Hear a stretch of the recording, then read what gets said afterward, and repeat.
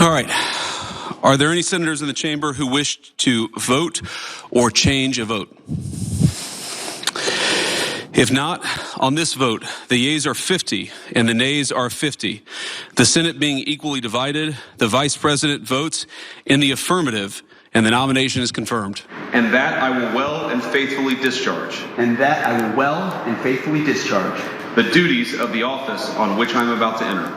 The duties of the office of which I am about to enter. So help you God? So help me God. Congratulations, Mr. Secretary.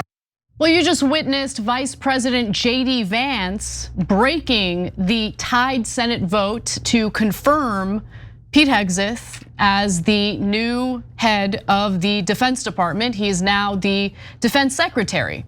Now, the votes for Hegseth were 50-50 after 3 Republican senators opposed Hegseth's confirmation, and that includes former GOP leader Mitch McConnell, Alaskan Senator Lisa Murkowski, and Maine Senator Susan Collins. So the VP, of course, can be the tie-breaking vote, and that's exactly what JD Vance did here.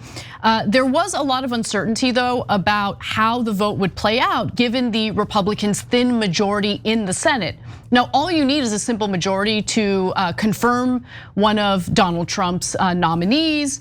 However, it wasn't clear whether or not one of the senators in question, a Republican senator, was going to vote for his confirmation, and that's Senator Tillis. So Senator Tom Tillis apparently gave some hints that he might actually vote against the confirmation of Pete Hegseth.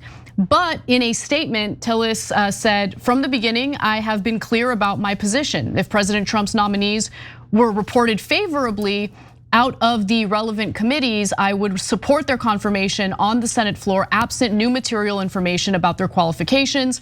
Once Pete Hegseth's nomination was sent to the floor by my colleagues on the Senate Armed Services Committee, I conducted my own due diligence, including asking tough questions of Pete, and I appreciated his candor and openness in answering them."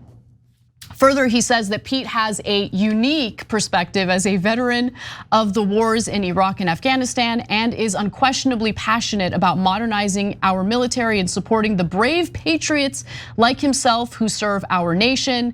I will support his confirmation and look forward to working with him to rebuild our military and advance President Trump's peace through strength agenda.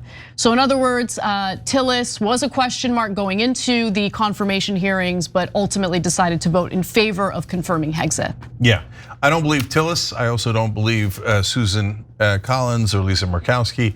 I halfway believe McConnell, so I'll explain why. Number one, now that the Republicans have 53 votes in the Senate, they could afford to lose 3 votes in any given confirmation or bill. So what you will see over and over again is coincidentally them losing 2 to 3 Republicans who just couldn't vote that way because of their conscience. No, nonsense. They're in purple states. They vote that way to have plausible deniability.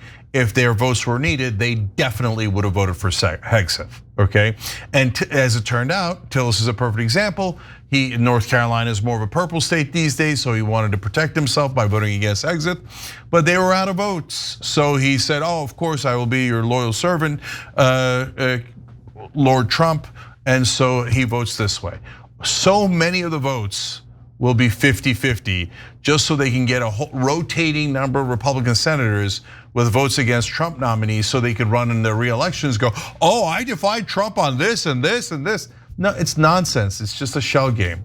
The only reason why I believe McConnell is because McConnell's salty about Trump. And so he's gonna vote against a couple of nominees. In fact, he was supposed to vote for Hegseth, according to what the reports were. But maybe he's still got a little bit of salt left and he voted against him. I mean, Collins, I do believe, because she was raising alarm about Hegseth early on after he was nominated. I don't know about Murkowski. I think you're making a good point about Murkowski. And Collins in the first Trump term did vote against Trump on a number of occasions, so. Well, most of the time when he didn't need her vote. I mean, but there were like on healthcare, there was a critical vote, credit where credit is due, right? So look, with Collins and Murkowski, we'll see. If they mean it, they'll do it when the votes count, right? So, but for these show votes where they win anyway, I'm going to give very little credit to the so-called dissenters as long as those nominees and bills pass anyway. Because, sorry, Anna, just real quick. If you don't know, that is very standard political practice in Washington. The Democrats also do it too. They call release the vote, right? So they'll release you to vote the way that your state or your district wants once they know they're going to win anyway. So there's nothing but fakeness in Washington. So following the vote, Senator Mitch McConnell referenced Hegseth's warrior culture line as part of the reason why he voted against his confirmation, saying by all accounts, brave young men and women join the military with the understanding that it is a meritocracy. This precious trust endures only as long as lawful civilian leadership upholds what must be a firewall between service members and politics. The Biden administration failed at this fundamental task, but the restoration of warrior culture will not come from trading one set of culture warriors for another. Surprising to hear this from Mitch McConnell, to be honest, but he continues, mere desire to be a change agent is not enough, and dust on boots fails even to distinguish this nominee from multiple predecessors of the last decade, nor is it a precondition for success. And I think you're right, Cenk. I mean, look, Mitch McConnell is absolutely salty about Donald Trump.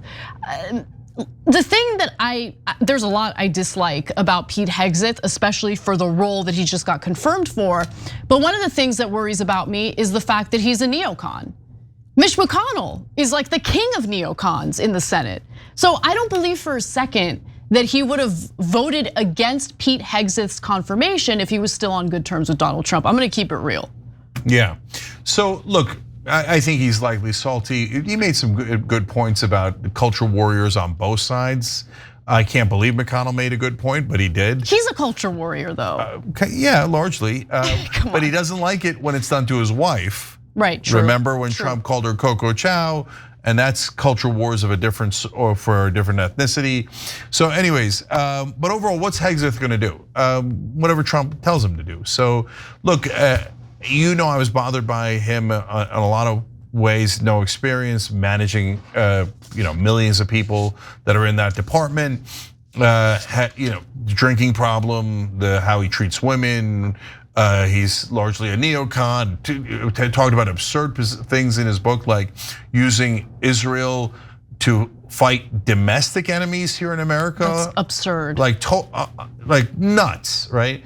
But at the end of the day, Pete Hegseth is not Pete Hegseth. Like his opinions are irrelevant. Pete Hegseth is Donald Trump's servant. That is now the Secretary of Defense. So, and he said it right afterwards too. I'm going to do whatever Trump tells me. Yeah. And okay, by the way, I get it. Trump picks you and you're supposed to do what he says, roughly speaking. So this is not, by the way, the Justice Department is supposed to be independent. So they hold everyone accountable to the law. I know that's hilarious now, but that is what it's supposed to be. The Defense Department is supposed to serve the president. So he got who he wanted. He's a very, very flawed person, Hegseth. I didn't want him to be Department of Defense or the Defense Secretary, but it is what it is. And Trump won the election and he picked the guy he likes on Fox News. That's it. That's his only qualification. And if you really think that he earned this position other than being a Fox News host, come on. Don't kid yourself. So you mentioned the DOJ, and I can't help but reference a story that just broke in regard to Donald Trump now firing about more than a dozen DOJ employees because they played a significant role in prosecuting him in the election interference case.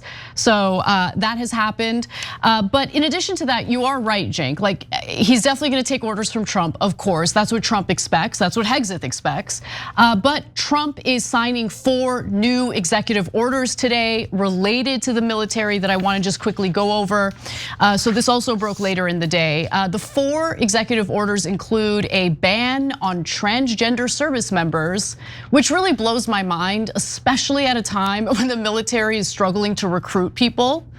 I mean, banning people based on their identity, I think is ridiculous. These are people who are risking their lives to be part of the military, to serve the country, and just needlessly discriminating against them makes no sense to me. The other executive orders include This was expected, banning DEI programs within the military, reinstating with back pay service members who were discharged from the military for refusing to get the COVID-19 vaccine. I don't really have a problem with that personally. Also, building a US version of the Iron Dome. Trump wants to do that. So that's the fourth executive order. Yeah, so real quick on those things like reinstating the guys who were dismissed for COVID-19. They won the election, of course they're gonna do that.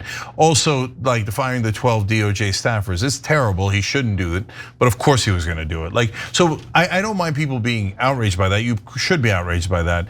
But I just don't want people to pretend to be surprised. Like that's what annoys me when cable news anchors come out and go, stunning piece of news, Donald Trump fires the 12 people that were investigating. That's not 1% stunning. Everybody knew he was gonna do that. Okay, now back to the DOD orders. The Iron Dome thing is silly. So he can say, oh yeah, it's not just for Israel. We're doing it too. Iron Dome, from what I have read, I'm not an expert on it, but according to the reports, would cost a gargantuan amount of money if we were to do it for a country the size of the United States of America, as opposed to Israel, which is a much, much smaller country, right? So I wish we had Iron Dome, that would be great, that would be wonderful for our protection. But right now, the only country that has a special protection in the world is Israel, and that is unlikely to change for a long time. We of course could do it for small places like Gaza and West Bank, but of course we never would because we value Israeli lives, but we don't value Palestinian lives, but that's true in both sets of administrations. Finally, the one that's actually truly outrageous is the one Anna mentioned, which is banning transgender people from the military. It's so needless. So you know what that is? That's culture wars, and that's identity politics. And the left didn't start that. This is the right wing starting it, saying, hey, if you wanna serve the country and you wanna risk your life to protect the rest of us, we don't want you anyway because you're the wrong kind of person. It's a disgusting thing to do. It's immoral and it's not what we should be as Americans. We should believe in equality and justice for all. And I've always been curious about how many transgender service members are in the military to begin with. And it turns out that it's a sizable number. So there was a study done in 2018 by the nonpartisan Palm Center, and they found that there are as many as 14,000 transgender service members who will now be banned from serving in the military. That's terrible. It's absurd, absolutely absurd. Okay, by the way, then I want 14,000 MAGA guys to replace them. Where are you guys? Why don't you sign up and go fight a war for Israel? Come on. You want to put Hegseth in charge, and now Donald Trump is saying we're going to fight all of Israel's wars. We'll let them do ethnic cleansing in Gaza. We're going to fund whatever they want. Okay, you go die for Israel. All right. So stop. This is actual discrimination. This is not around the edges. This is saying we don't like you for who you are, and it's un-American. Thanks for watching the Young Turks. We really appreciate it. Another way to show support is through YouTube memberships. You'll get to interact with us more. There's live chat emojis, badges. You've got emojis of me, Anna, John, JR. So those are super fun. But you also get playback of our exclusive member-only shows and specials right after they air. So all of that, all you gotta do is click that join button right underneath the video. Thank you.